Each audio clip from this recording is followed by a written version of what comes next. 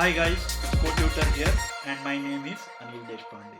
Welcome to the another new tutorial series on CodeTutor, and this time we are talking about geolocation in Android. That basically means building location aware apps. So when I talk about geolocation in Android, what are the typical use cases that you can think of? Well, the most obvious one would be to know the location of the device. Technically speaking, that means knowing the latitude and longitude of the device. And then the next thing that probably you want to do is find the address based on the location. This is called as geocoding. And you may also want to do the reverse, that is, you may want to find the location based on the address. No prizes for guessing. This is called as reverse geocoding. And then you want to track the location as user moves, and as user moves he might not be viewing the application might not be in the visible mode or foreground. You basically want to track the location in the background. So background location tracking also becomes another important technical aspect of building geolocation based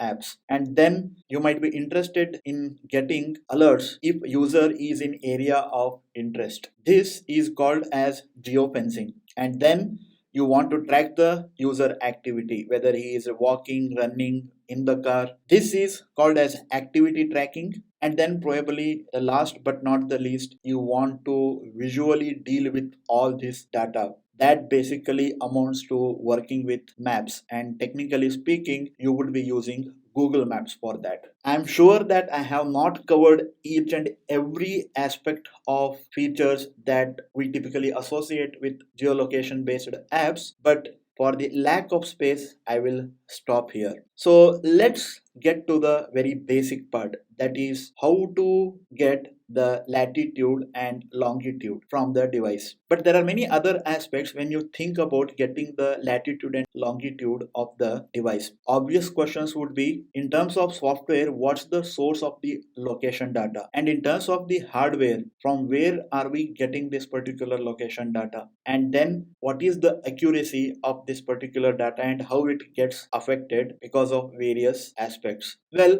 in terms of hardware, there are two sources of data on an Android device. One is network and the other one is GPS. When I say network, it basically means I am using cellular towers or the Wi-Fi connectivity. And when it comes to GPS, it basically means the satellite connectivity. Well, typically the location data that we get from network is very quick, but from GPS it takes little bit time. However, the location data that you get from the GPS is more accurate when compared to network based location data. You might be wondering, what exactly does this mean? Can I quantify it? Well, more accurate basically means somewhere in the range of 20 feet, and moderately accurate means somewhere between 200 feet to 1 mile. So it may look like you may want to use the GPS location always rather than using the network, but the answer is not always as straightforward as that. Sometimes you might not need that much accuracy, and sometimes the accuracy is very much need of the hour. So depending upon your requirement, you may choose to either use the network based GPS location or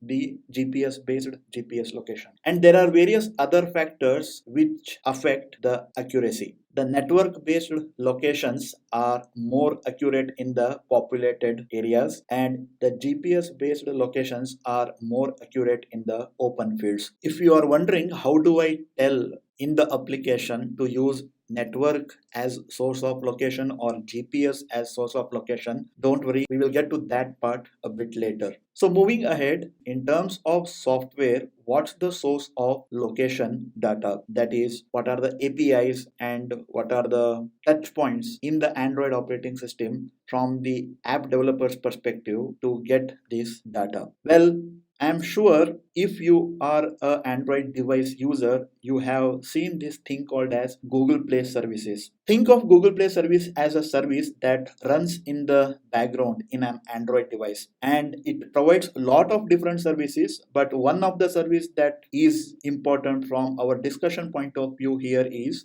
the location services. So whatever the apps that you write will be interacting with the Google Play services to get the location data. So if you want your application using location as one of the major implementation, then you need to interact with this Google Play services. That is how all apps work. Even your built-in maps, it basically works through Google Play services. And other than that, of course, there will be certain set of Android APIs that we will have to understand. And then there is something called as permissions. If you don't know what are permissions, then I suggest you view one of my tutorial series on Android runtime permissions. There are two types of permissions. One is access course location and access find location. Well, you basically have to put these permissions in your app manifest file. For a moment back, I was telling you how do we tell from the app's perspective what should be the source of our location data, whether it is network or GPS. Access course location basically means that you are accessing the data from the network, and access find location means you are getting the data from the GPS. If you want to use both, then you have to put both of these permissions in your Android application. Recently, Android has introduced